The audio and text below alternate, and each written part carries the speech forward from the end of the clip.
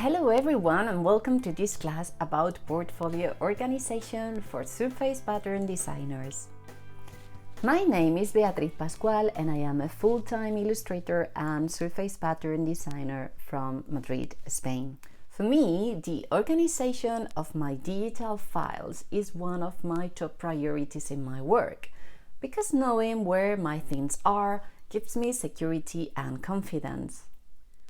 But like practically everyone else here, I started off by organizing my portfolio in a, let's say, a non-very efficient way.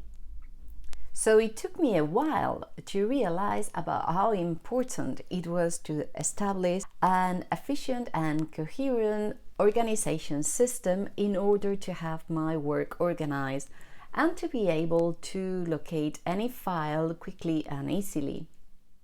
In this way, I developed a method that I will share with you in this class that it's going to help you enormously to establish work routines to first become a more organized and efficient person in your work, and therefore to improve your productivity processes, saving you precious time.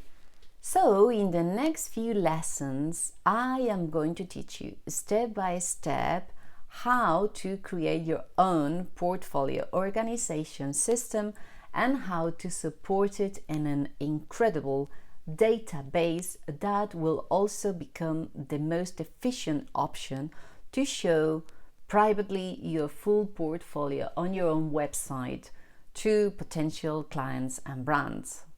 This class is especially designed for surface pattern designers who want to start their portfolio organization system from scratch, and for those surface pattern designers with weak portfolio organization systems already created and experiencing at the moment difficulties to store, track and locate easily their digital files.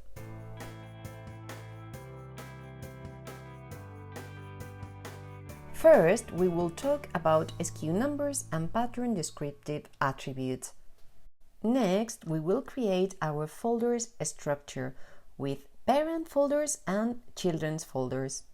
After that, we will find out which documents and files should be created for every single pattern. I will give you some tips and I will share the tools that I normally use. Finally, we will create our database using Airtable and I will show you how to publish your portfolio on your website.